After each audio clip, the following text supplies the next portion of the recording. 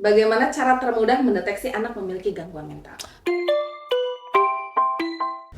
Gampang. Kalau kita bicara masalah mental, kan itu berarti masalah psikologis yang dimilikinya, gitu ya. Nah, tapi kita kemudian tahu juga kalau bicara tentang anak individu sebagai individu kan ada aspeknya nih, aspek fisik, aspek intelijensi atau kognitif, dan aspek psikososial atau emosional.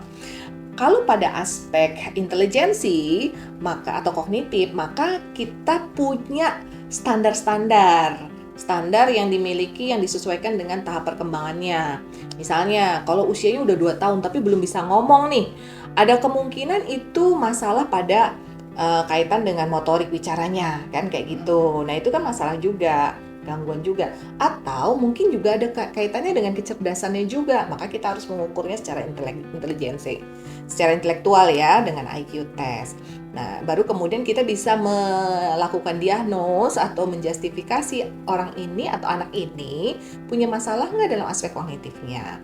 Kemudian yang berikutnya kalau bicara terkait dengan fisiknya, maka mari kita lihat di setiap tahap perkembangannya itu harusnya anak-anak ini sudah bisa atau sudah mampu melakukan apa secara motorik halus maupun motorik kasar.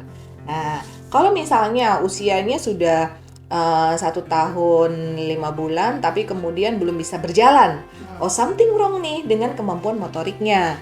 Maka mari kita lakukan intervensi dengan stimulasi fisioterapi misalnya. Itu terkait dengan motoriknya dan sebagainya. Kemudian kalau bicara sosial emosional, pengetahuan kita terkait psikologi perkembangan membuat kita memahami bahwa memang ada usia-usia tertentu anak itu misalnya tantrum gitu. Tapi kalau dia remaja kemudian dia tantrum, something wrong. Berarti ada sesuatu yang mana dia belum bisa melakukan kontrol terkait dengan konteks emosinya begitu. Jadi standar yang paling gampang sebenarnya adalah memahami setiap perubahan terkait dengan aspek-aspek di dalam individu sesuai dengan tahap perkembangan usianya kayak gitu. Itu akan membuat kita memudahkan untuk mengetahui seseorang ini punya masalah nggak sih secara mentalnya.